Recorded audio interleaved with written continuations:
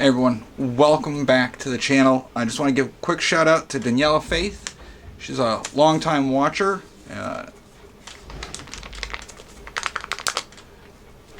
So, to you, kid, keep up the good work. Keep your father on his toes.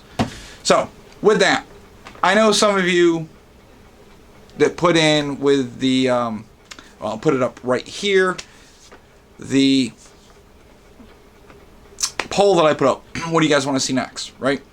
Everybody overwhelmingly was like, upgrade to the other. Okay, so the only upgrade really we can do at this time will be putting on iron sights and going over that. Unfortunately, I have no idea how much those iron sights are because I gotta buy them. We have a pack, but they were sent to us for free because we ordered a bunch of mags. So I said, okay, well, I'll buy those because I want to put them on the other for the videos and all that, but have not gotten a price on those yet. So that's coming down the pipe. But in the meantime, we are going to take a look at the Springfield XD 9. Right, I was looking because it says SA XD. I don't know. So we're going to talk about this. All right. It's just a weird little gun. All right. Get on with the review. I borrowed this from one of the employees. It's actually his wife's gun. And it's not bad. He told me that it barked, that it would really, you know, because it's small. So like a 43 would really kick because there's not a lot of gun there. This, however, wasn't that bad. Went down, shot it. Here's some footage.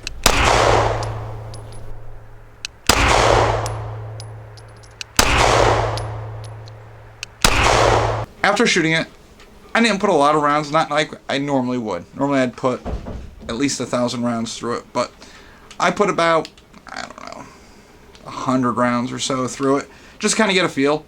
It's not mine, so I don't really want to go buck wild with it. Overall, it's not bad. It is remarkably heavy. The slide itself is remarkably heavy. I do like that it has the pinky extension, so I get a good grip on it for my entire hand versus when using the other mag that comes with it. It is flush, and of course, like the 43, my pinky doesn't do anything. It falls right off. So I prefer the one with the extension. So, all right, let's talk about the XD9. All right, so I grabbed, of course, some notes, and I know I'm going to look over at my notes, but we're going to start right at the front. I mean, it's a pistol. There's not a lot of components to it. So, starting with the barrel itself. This is a 3-inch hammer forged steel with a melanite coating. Not bad. It's thicker, and the nice thing is, acting as a heat sink. I shot this pretty rapidly while not recording, just to see how hot I could get it, and it wasn't that bad. It really absorbed a lot of that heat, and it was nice. So I think you could shoot this a lot before it really starts overheating, where I've had some that when you shoot them, they overheat pretty damn quick. The sights on them are dovetail, 3 dots, contrasting, so white and black. Drawback, they're not night sights. That's obviously an upgrade you would do.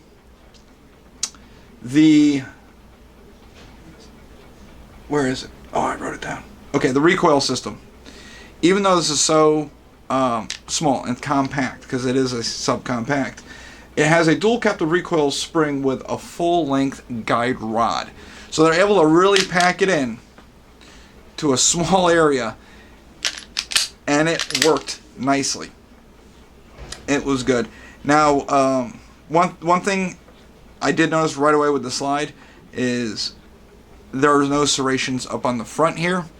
So when I do a reload, I have a habit to come up to the front, and there is really nothing there for me to get a hold of to get a good purchase on. So I had to adapt to, instead of doing this, I just had to put the mag in, immediately hit the slide release, and drive it forward.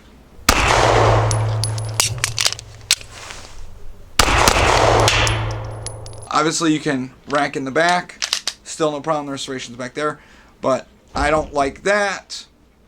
I prefer being up front for the mere fact that if I rack in the back, my hand is behind the gun as I'm pushing forward. If I rack up front, push forward, it's right there to begin with. It's hard filming in this office because right now we've got one of the high schools in here shooting for their rifle team. So sorry for the interruption. But moving on with the review. The slide does, because of being an XD, it does have on top the loaded chamber indicator, much like my daughter's Ruger has. Not bad. It's nice. I still like doing press checks just so I can visually see it, just in case something like this were to get stuck for some reason, or if it failed to function because it is mechanical. I'd prefer being able to look inside and do that press check. On the back, it has this little silver thing that pokes out. Now, it's empty. There's nothing in the mag. So, what that indicates is it indicates that the striker is ready to be fired. So when you pull the trigger, which I will do this way, you will see it disappear. And now you know that it won't be able to be fired because it's got a dead trigger, and then you'd have to reset it. So it's a good indicator if you pull a trigger and nothing happens, that the chamber is most likely empty. At least that's what I think it would. It's a good indicator to know that it's ready to be fired. So, of course, it comes with, for this, comes with two 10-round mags. This one has that extender on it. The frame itself is polymer, very light. Most of the weight, the bulk of the weight, is going to be this slide. It is incredibly heavy. So when shooting it, it didn't have as much recoil and jump back on me like the 43 does, the Glock 43. So there was enough weight up front to really counteract that, keeping it nice and steady. It came and rested right where I needed it to from where I started shooting. Last thing I want to say about the slide is the slide itself is also forged metal and covered with melanite. So it seems to be pretty durable. Only time will tell, and it also depends on how rough you really run the gun, how rough you treat it. I tend to be a bit harsh on them, so I don't know if this type of coating would withstand my overall abuse of the gun. On the frame, it does have an area up front for some sort of accessory, such as a light, or if you wanted to run a laser or anything up there. It is small, so I don't know if you might have to find the right light. I know my light that I usually carry will not engage on such a small rail. So, but at least there's there. At least that's there. You know, the 43X, the 43, which Suzanne has, she adores, she loves them. But again, there's no accessory rail, so running a flashlight on those is quite impossible. On the back strap, it does have the back strap safety, and there is no manual safety on it. It's just the back strap safety, and then there is one on the trigger. Now, some drawbacks that I had noticed. One, I'm a fan, there's no manual safety. I can deal with the back strap safety, which I don't have a problem with. I prefer it not being there, but beggars can't be choosers. I'd rather take it with it on there with no manual safety to switch on and off than having just the manual safety type thing. Now, a few things I don't like dealing with this back strap safety is if you take the magazine out and you're trying to get the slide to the rear and lock it, but you're not engaged on this back strap safety, which the slide doesn't go there. You have to engage this in order to get the slide to move to the rear. So you can't, if you grip it and you're trying to get the slide to the rear for some reason, and that's not engaged, it won't work, whether the mag's in it or not. So the mag's in it and it won't rack. So you have to be on that grip safety in order to get the slide to work. Now, about the mags. The nice thing is whether you're right-handed and you're using your thumb on this side, or you're left-handed and you use your thumb on this side, it's ambidextrous for the mag release. Of course, the slide stop, slide release is only on the left side of the gun for a right-handed shooter. So if you're left-handed, you're still having to deal with that, which you can't utilize that. It's awkward.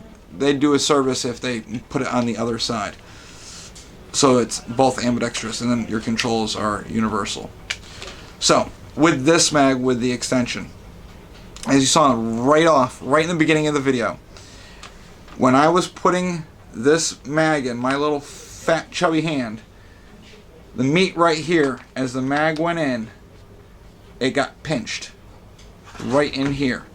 So as I pushed it up, it wouldn't go because, well, the palm of my hand was in the way. So that was one thing I didn't like right off the bat. I had to make sure I was cognizant of it. So when I was loading, I had to pull back to get it in, and then I could reseat my hand versus just go straight in. Little things like that, it's just something you'd have to get used to. Overall, outside of a few things like that, it's a really nice subcompact. The sights on it were fantastic, easy to acquire, easy to line up, very intuitive. Yeah, I would like front serrations on the slide, but I could live without them. Overall, it's not bad. It is heavy. It is very top heavy. Just holding it like this, it definitely wants to fall that way. So, carrying this around as everyday carry might not be a bad thing, but you're definitely going to want good retention, a really good holster to hold this, because it's not exactly balanced since it's very top heavy. I know that was kind of a quick review. Overall though, if I had to carry this for everyday carry, I'd have no problem with it. Even though, yes, I do prefer Glock and SIGs, this could easily just become part of my everyday carry. Even with it being really top heavy, it's just one of those things you're gonna have to kind of adapt and overcome. It's not bad for what it is. If you're experienced, I'd say stick with a Glock. Go for the SIG. This right here is perfect for a first-time gun buyer.